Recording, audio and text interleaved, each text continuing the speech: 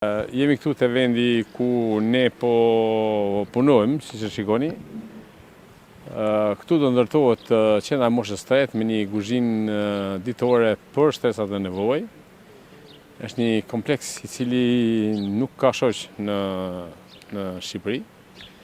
Një ndër donacionet më të rëndësishme që ka marrë Bashkia Lezhë. Dhe normalisht ky shesh është pronë e Bashkisë Lezhë me hipotekë. Godinat janë pronë e Bashkisë Lezhë me hipotekë. Kemi plot një vit që komunikojmë intensivisht me banorët, pakën 5 herë jemi drejtuar me shkresë, i kemi përgatit, ju kemi afruar alternativa, bonusin e qeras, kreditë e buta kush plotëson kriteret, dhe kemi një alternativë tjetër, se shumë shpejt ne firmosim me fondin me endjen e banesave, ndërtimin e një pallati, ku normalisht do akomodohen, do japën përparësi akomodimit të tyre. Kjo do ketë pjesën e vetë shumicës lulishte, por që do jetë edhe qendrën e moshës 8 me kuzhinë ditore. Kjo nuk është çështje politike, kjo është çështje zhvillimi.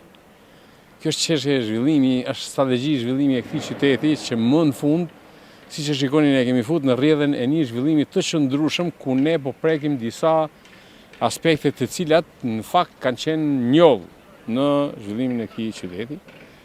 Përveç kësaj, e shikoni gjithë sistemin e kanaleve të urave të zeza, bardha, kemi sistemin e rrugëve, 43 rrugë që do vim me njerë, po bëjmë projektet e sjanistikës horizontale vertikale, të lulishteve, pra do bëjmë një qytet të jetueshëm, një qytet që ju shërben shtresat ndryshme të popullatës. Pikërisht për këtë nuk e shoh të arsyeshme as ta konsideroj, domethënë lajthitjet e politike të askujt, keqpërdorimet politike të askujt dhe as shprehjet emocionale me terminologji kështu nga këto që unë nuk është e parë që i dëgjoj, por që në fakt në politikën e zhvillimit nuk ndalem absolutisht. E rëndësishme është që brenda 2027-s do të jetë